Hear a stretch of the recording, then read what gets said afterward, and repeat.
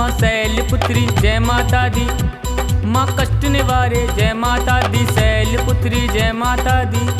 माँ शैलपुत्री की कथा सुनाते हैं, माँ की महिमा की गाथा गाते हैं। माँ कष्ट निवारणी माँ शैलपुत्री माँ की महिमा गाते हैं, हम कथा सुनाते हैं माँ शैलपुत्री की। जय माता की। माँ भगवती के 9 स्वरूपों में से प्रथम स्वरूप पर्वतराज हिमालय के घर जन्मी पुत्री, जिनका नाम शैलपुत्री है। नवरात्रि के प्रथम दिन इनका पूजन किया जाता है, इनकी उपासना की जाती है। इनका वाहन वृषभ है, इसलिए देवी वृषारूढ़ के नाम से भी जानी जाती है। देवी के दाएं हाथ में त्रिशूल और बाएं हाथ में कमल सुशोभित है। ये सती के नाम से भी विख्यात है। एक बार जब सती के पिता प्रजापति दक्ष ने अपने यहाँ यज्ञ किया तो सभी देवी देवताओं को निमंत्रण दिया, पर भगवान शंकर जी को, आदि अनंत भोलेनाथ को नहीं बुलाया। सती अपने पिता के यज्ञ में जाने के लिए व्याकुल थे। शंकर जी ने, भगवान भोलेनाथ ने, देवादिदेव आराध्य शिव शंकर सारे देवताओं के देव हैं, सबको बुलाया है, मगर भोलेनाथ को नहीं बुलाया। देवादिदेव भगवान शंकर ने माता सती को मना किया कि आपको बुलाया नहीं है तो आप यज्ञ में सम्मिलित ना हो। बहुत समझाने के बाद सती ने भगवान भोलेनाथ से बहुत आग्रह किया। तब भोलेनाथ ने सती को अपने मायके दक्ष प्रजापति के यहाँ जाने की अनुमति दी। सती जब घर पहुँची तो सिर्फ माँ ने ही उन्हें स्नेह दिया, माँ ने ही प्यार किया। बहनों की बातों के व्यंग सती के दिल के अंदर घाव कर गए। भगवान शंकर के प्रति तिरस्कार का भाव, दक्ष ने भी उनके प्रति अपमानजनक वचन कहे। इतना दुख, इतना कलेश अपने पिता के यहाँ सती सहन ना कर सकी। सती को बहुत ठेस पहुँची, अपमान हुआ कि मेरे मायके के अंदर मेरी बहनों के सामने मेरी बेइज्जती और मेरी बेइज्जती के साथ साथ मेरे पति की बेइज्जती। अपने पति का यह अपमान सह ना सकी और योगाग्नि के अंदर अपने आप को जलाकर भस्म कर दिया। यह दारुण दुख देवादिदेव महादेव शंकर भगवान भोलेनाथ अपने हृदय के अंदर समेट ना सके और तांडव करते हुए उस यज्ञ को विध्वंस कर दिया। यह सती अगले जन्म में शैलराज हिमालय की पुत्री के रूप में जन्मी और शैलपुत्री कहलाई। शैलपुत्री का विवाह भी फिर से भगवान भोलेनाथ से हुआ। शैलपुत्री शिव की अर्धांगिनी बनी। इनका महत्व और शक्ति अनंत है। इनके अन्य नाम सती, पार्वती, वृषारूढ़, हेमवती और भवानी भी इसी देवी के नाम से जाने जाते हैं। यही नाम माँ सती के हैं, यही नाम माँ शैलपुत्री के हैं।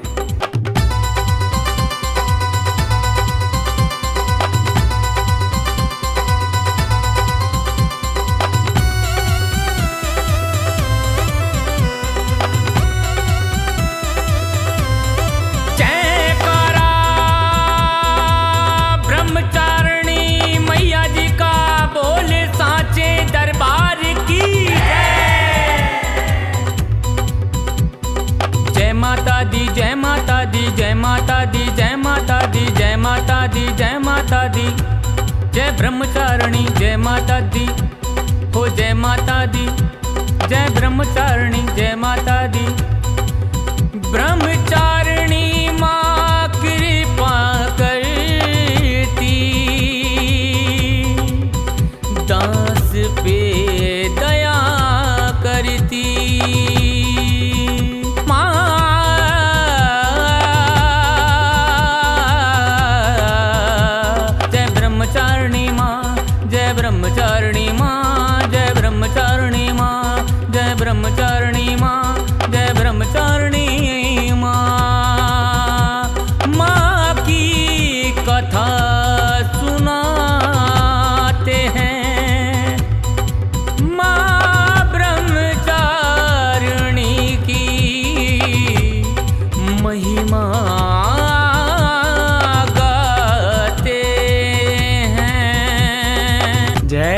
माता की।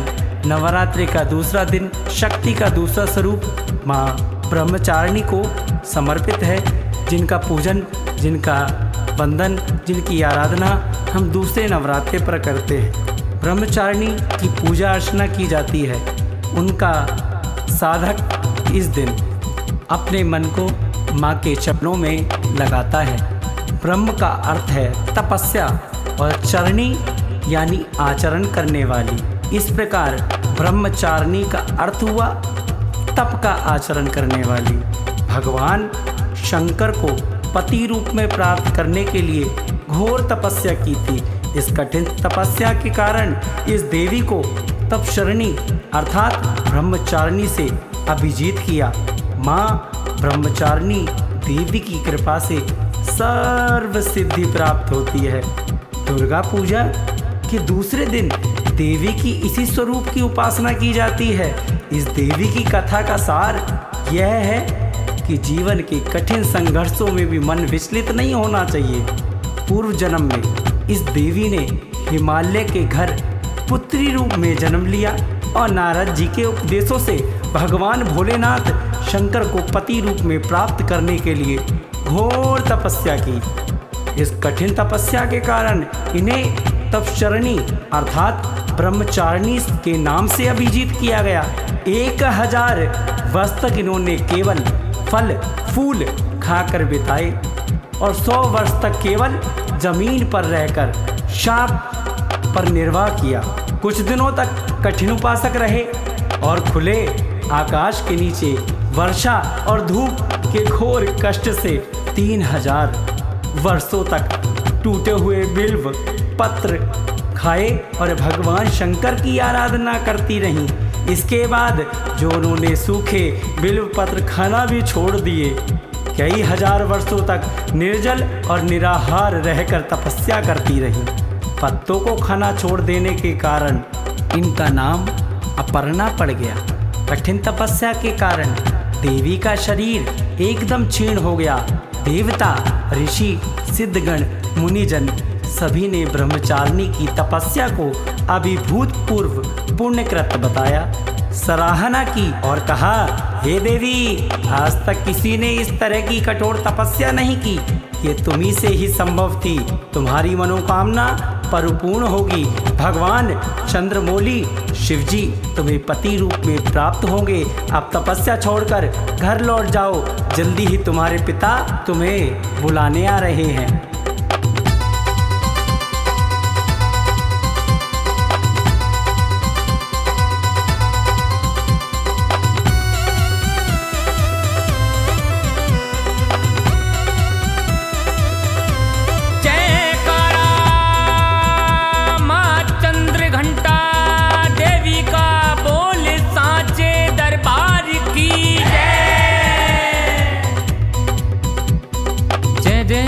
जय जय माँ, जय जय माँ तेरी जय जय माँ, जय जय माँ तेरी जय जय माँ, जय जय माँ तेरी जय जय माँ। चंद्र घंटा माँ तेरी जय जयकार माँ, माँ की महिमा अपरंपार है। जय चंद्र घंटा तेरी महिमा अपरंपार माँ। तेरी कथा को माँ हम सुनाते हैं माँ। तेरी लीला को माँ हम गाते हैं माँ। जय माता की। माँ भगवती के शक्ति स्वरूपों में से तीसरा नवरात्र माँ चंद्रघंटा को समर्पित है।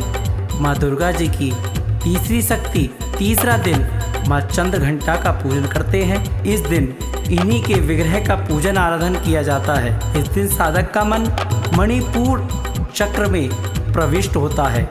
इस देवी की कृपा से साधक को अलौकिक वस्तुओं का दर्शन होता है। दिव्य सुगंधों का अनुभव होता है और कई तरह की ध्वनियाँ सुनाई देने लगती हैं। देवी का यह स्वरूप परम शांतिदायक और कल्याणकारी माना गया है। इसीलिए कहा जाता है कि हमें निरंतर उनके पवित्र विग्रह को ध्यान में रखकर साधना करना चाहिए। उनका ध्यान हमारे इहलोक और परलोक दोनों के लिए कल्याणकारी और लाभकारी सिद्ध होता है। इस देवी के मस्तक पर घंटे के आकार का आधा चंद्र है, इसलिए इस देवी को चंद्र घंटा कहा गया है। इनके शरीर का रंग सोने के समान बहुत चमकीला है। इस देवी के 10 हाथ हैं। वे खड्ग और अन्य अस्त्र शस्त्र से सुशोभित हैं। सिंह पर सवार इस देवी की मुद्रा युद्ध के लिए उद्यत रहने की है। इसके घंटी से भी भयानक ध्वनि से अत्याचारी दानव, दैत्य और राक्षस कांपते रहते हैं। नवरात्रि के तीसरे दिन इसी देवी की पूजा का महत्व है। इस देवी की कृपा से साधक और अलौकिक वस्तुओं के दर्शन होते हैं, दिव्य सुगंधियों का अनुभव होता है और कई तरह की ध्वनियाँ सुनाई देने लगती हैं। इन क्षणों में साधक को बहुत सावधान रहना चाहिए। इस देवी की आराधना से साधक में वीरता और निर्भयता के साथ ही सौम्यता और विनम्रता का विकास होता है। इसलिए हमें चाहिए कि मन, वचन और कर्म के साथ काया को विहित विधि विधान के अनुसार परिशुद्ध पवित्र करके चंद्र घंटा को शरणागत होकर उनकी उपासना आराधना करनी चाहिए। इससे सारे कष्टों से मुक्त होकर सहज ही परम पद के अधिकारी बन सकते हैं। यह देवी कल्याणकारी है।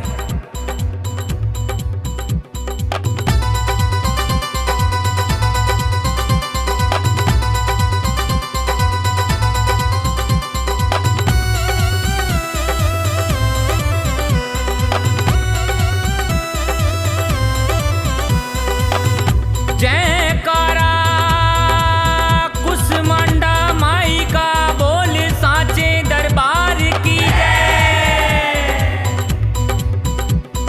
जय। जय माँ कुसमांडा, जय जय माँ कुसमांडा, जय जय माँ कुसमांडा, जय जय माँ कुसमांडा, जय जय माँ कुसमांडा,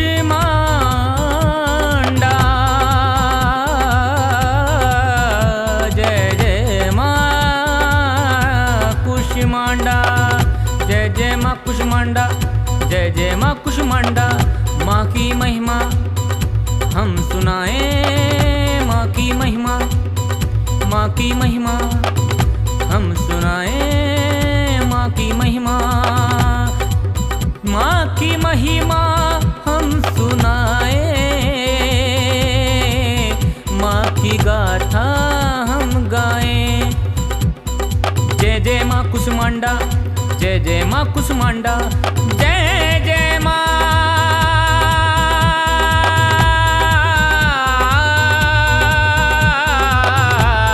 जय जय माँ कुसमांडा।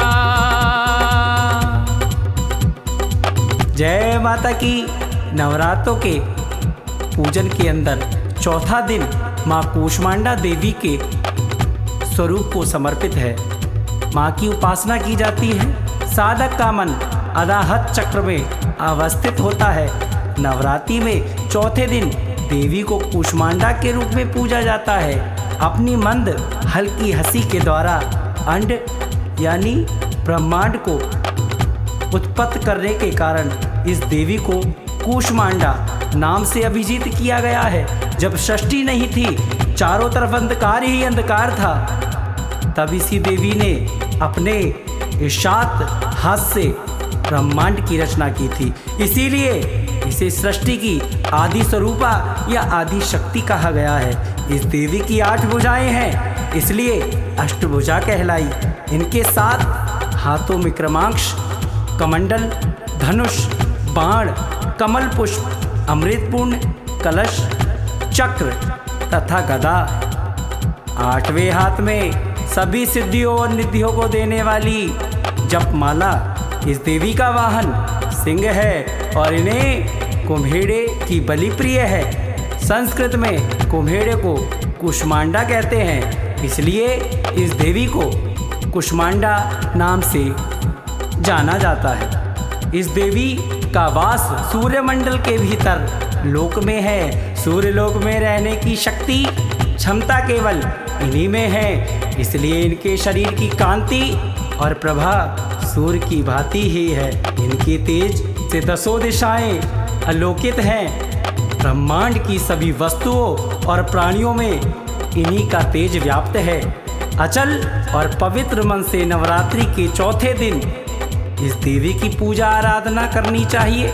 इससे भक्तों के रोगों और शोकों का नाश होता है तथा उसे आयु, यश और बल, आरोग्य प्राप्त होता है। यह देवी अयप्त सेवा और भक्ति से ही प्रसन्न होकर आशीर्वाद देती हैं। सच्चे मन से पूजा करने वाले को सुगमता से परम पद की प्राप्ति होती है। विधि विधान से पूजा करने पर भक्त को कम समय में ही कृपा का सूक्ष्म भाव अनुभव होने लगता है। यह देवी आदियों व्याधियों से मुक्ति करती हैं और उसे सुख समृद्धि और उन्नति प्रदान करती हैं। अतः देवी की उपासना में भक्तों को सदैव तत्पर रहना चाहिए।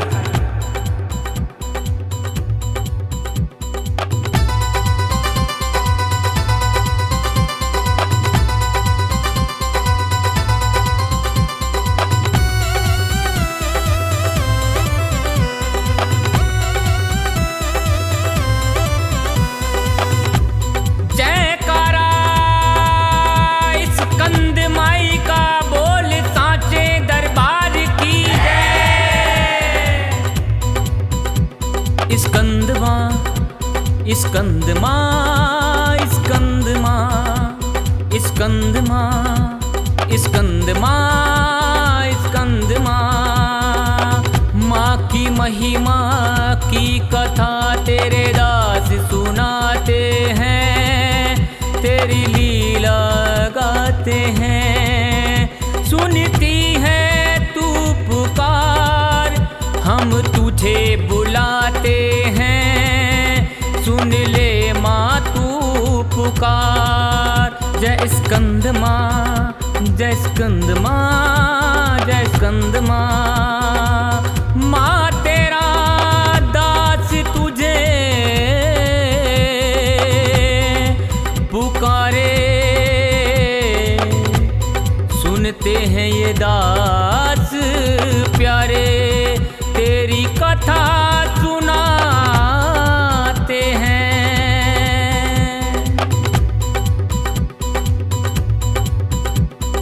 जय माता दी।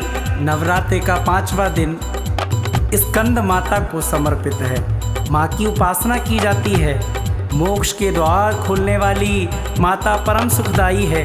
माँ अपने भक्तों की समस्त इच्छाओं की पूर्ति करती है। इस देवी की 4 भुजाएं हैं।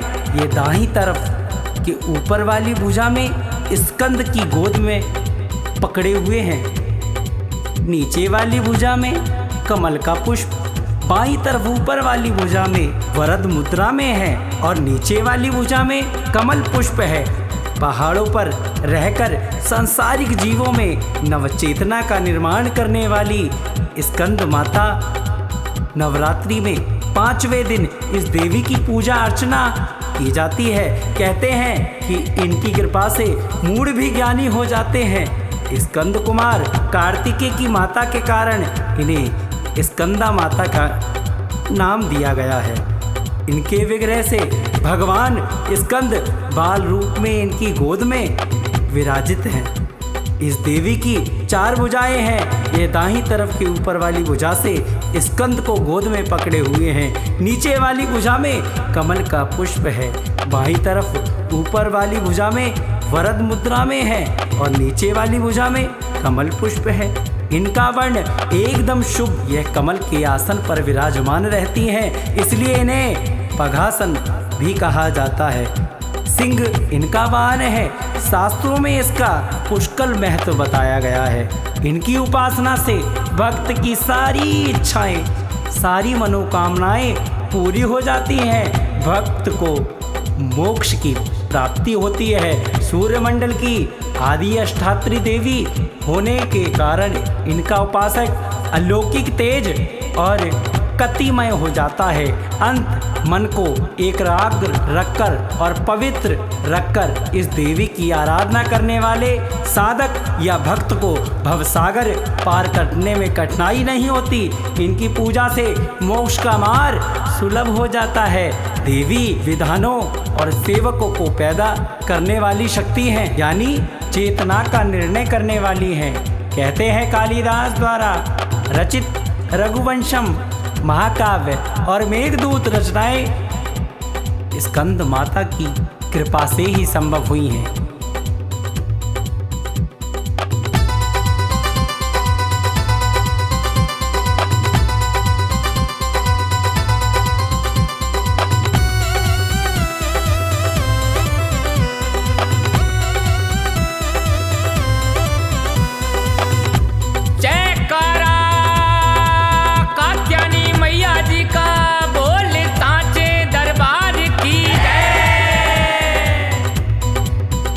बड़ी अद्भुत है मैया की लीला, माँ की अमर कहानी है। कात्यायनी रानी माँ तेरी लीला की कहानी। जय कात्यायनी माँ, जय कात्यायनी माँ, जय कात्यायनी माँ, जय कात्यायनी माँ। अमर रूप है माँ तेरा, अमर है माँ तेरी कहानी। सुन ले मैया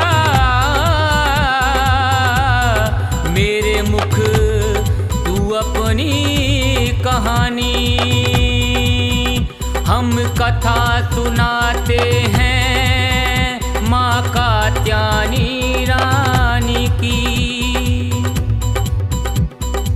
जय माता की।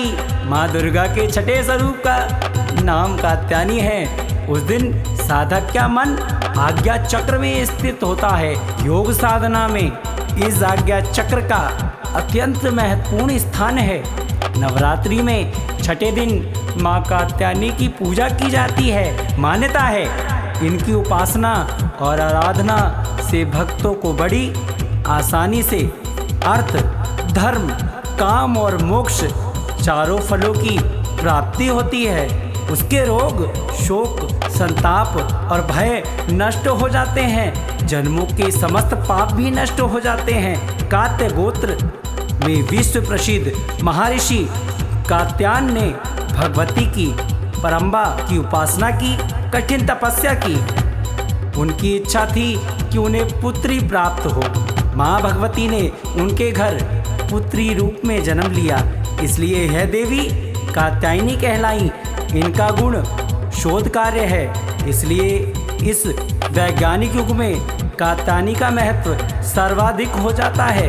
इनकी कृपा से ही सारे कार्य पूरे हो जाते हैं। ये वैद्यनाथ नामक स्थान पर प्रकट होकर पूजी गई माँ कात्यायनी अमोघ फलदायिनी है।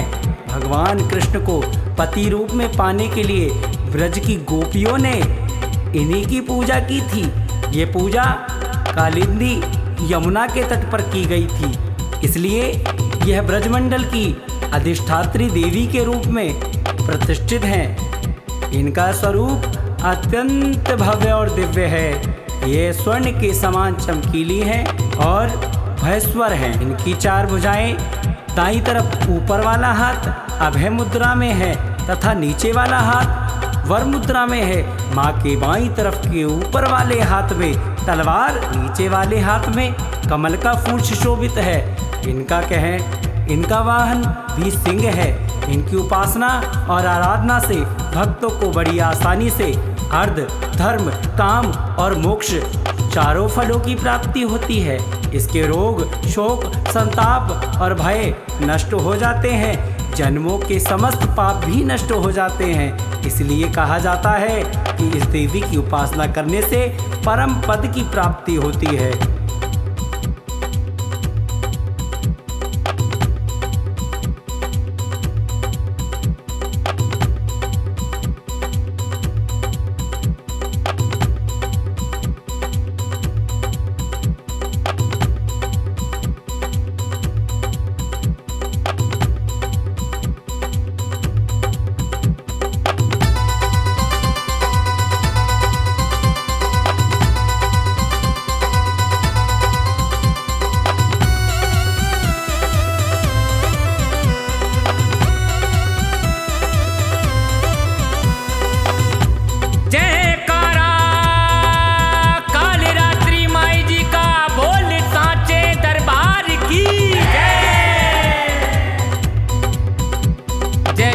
कालरात्रि माँ, जय जय कालरात्रि माँ, जय जय कालरात्रि माँ, जय जय माँ कालरात्रि माँ, जय जय माँ कालरात्रि माँ। माँ की महिमा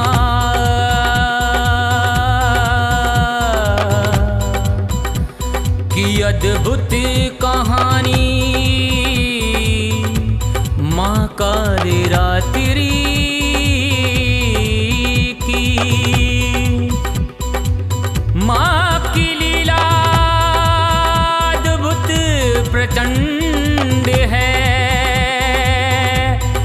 माँ कालरात्रि अखंड है। माँ की महिमा की कहानी सुनो दास संतों की जुबानी।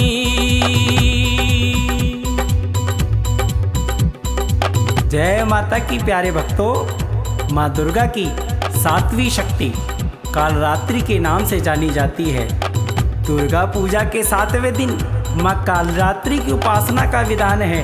इस दिन साधक का मन सहस्रार चक्र में स्थित रहता है। इसके लिए ब्रह्मांड की समस्त सिद्धियों का द्वार खुलने लगता है। कहा जाता है कि कालरात्रि की उपासना करने से ब्रह्मांड की सारी सिद्धियों के दरवाजे खुलने लगते हैं और तमाम असुरी शक्ति उनके नाम के उच्चारण से ही भयभीत होकर दूर भागने लगती हैं। नाम से अभिव्यक्त होता है कि माँ दुर्गा की ये सातवीं शक्ति कालरात्रि के नाम से जानी जाती है, अर्थात जिनके शरीर का रंग घने अंधकार की तरह एकदम काला है। नाम से ही जाहिर होता है कि इनका स्वरूप भयानक है। सिर के बाल बिखरे हुए हैं और गले में बुधुत की तरह चमकने वाली माला है। अंधकारमय स्त्रियों का विनाश करने वाली शक्ति है। कालरात्रि काल से भी रक्षा करने वाली शक्ति है। इस देवी के 3 नेत्र हैं। ये तीनों नेत्र ही ब्रह्मांड के समान गोल हैं। इनकी सांसों से अग्नि निकलती रहती है। यह गर्दभ की सवारी करती है। ऊपर उठे हुए दाहिने हाथ की वर मुद्रा भक्त को वर देती है और दाहिने हाथ की तरफ नीचे वाला हाथ यानी भक्त दाहिनी तरफ का नीचे वाला हाथ अभय मुद्रा में है, यानी भक्तों को हमेशा निडर निर्भय रहने का आशीर्वाद देती हैं। बाईं तरफ के ऊपर वाले हाथ में लोहे का कांटा तथा नीचे वाले हाथ में खड्ग है। इनका रूप भले ही भयंकर हो, लेकिन ये सदैव शुभ फल देने वाली माँ है, इसीलिए ये शुभकारी कहलाई। अर्थात इनमें भक्तों को किसी भी प्रकार से भयभीत या आतंकित होने की कतई आवश्यकता नहीं। उनके साक्षात्कार से भक्त पुण्य का भागी बनता है।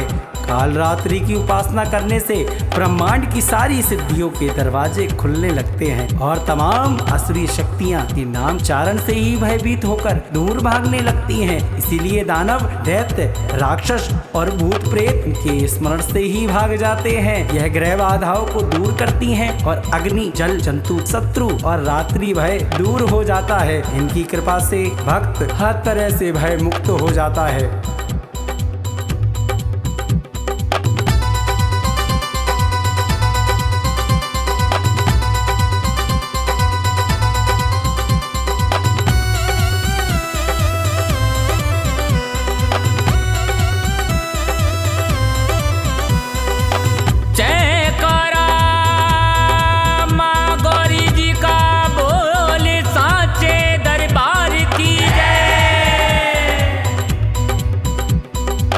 गौरी माँ, जय जय महागौरी, जय जय गौरी माँ, जय जय गौरी माँ, जय जय महागौरी, जय महागौरी माँ, गौरी माँ।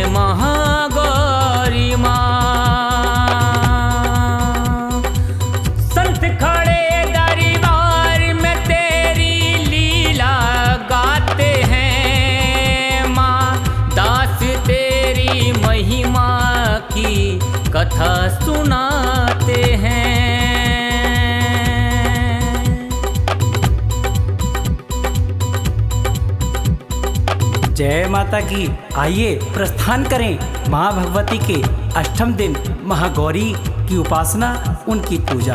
नवरात्रि में 8वें दिन महागौरी शक्ति की पूजा की जाती है। नाम से प्रकट हैं। इनका रूप पूर्णतः गौरवर्ण है। इनकी उपमा शंख, चंद्र और कुंद के फूल से दी गई है। अष्टवर्षा भवेत गौरी, यानी इनकी आयु 8 साल की मानी गई है। इनके सभी आभूषण और वस्त्र सफेद हैं, इसलिए इन्हें श्वेतांबर कहा गया है। इनकी 4 भुजाएं हैं और वाहन वृषभ है, इसलिए वृषारूणा भी कहा गया है। इनके ऊपर वाला दाहिना हाथ अभय मुद्रा का है तथा नीचे वाला हाथ त्रिशूल धारण किया हुआ है। ऊपर वाले बाएं हाथ में डमरू धारण कर रखा है और नीचे वाले हाथ में वर मुद्रा है। इनकी पूरी मुद्रा बहुत शांत है। मान्यता है पति रूप में शिव को प्राप्त करने के लिए महागौरी ने कठोर तपस्या की थी। इसी कारण से इनका शरीर काला पड़ गया, लेकिन तपस्या से प्रसन्न होकर भगवान शिव ने इनके शरीर को गंगा के पवित्र जल से धोकर कतिमय बना दिया। उनका रूप और गौरवर्ण हो गया, इसलिए ये महागौरी कहलाई। ये अमोघ फलदायिनी है। इनकी पूजा से भक्तों के अनंत कष्ट नष्ट हो जाते हैं। पूर्व सचित पाप भी नष्ट हो जाते हैं। महागौरी का पूजन, अर्चन, उपासना, आराधना कल्याणकारी है। इनकी कृपा से अलौकिक सिद्धियां भी प्राप्त होती हैं। एक और मान्यता के अनुसार एक भूखा सिंह भोजन की तलाश में वहां पहुंचा, जहां देवी उमा तपस्या कर रही होती हैं। देवी को देखकर भूखा सिंह वहीं विश्राम करने लगा, क्योंकि देवी तपस्या में लीन थी। प्रतीक्षा करने लगा सिंह और माँ भगवती प्रसन्न हुई, क्योंकि माँ ने तपस्या की और सिंह ने भी तपस्या की। माँ भगवती प्रसन्न हुई और सिंह को अपना वाहन बना लिया। जो स्त्री माँ की पूजा भक्ति भाव सहित करती है, उनके सुहाग की रक्षा स्वयं देवी माँ भगवती करती हैं।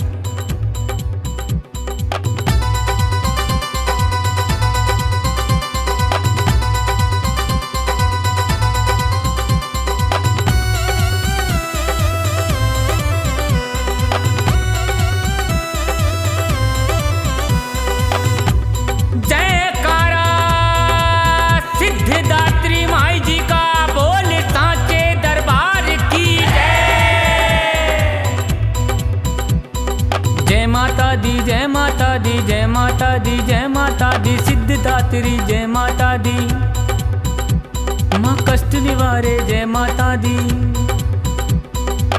जय माता दी सिद्धिदात्री, दर्श दिखाओ माँ, दास तेरी शरण में आया, झलक दिखाओ माँ।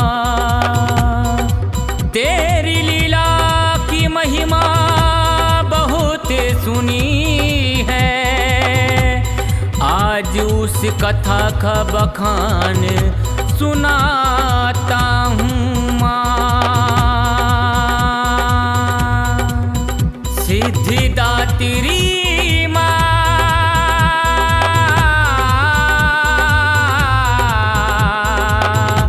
सिद्धिदात्री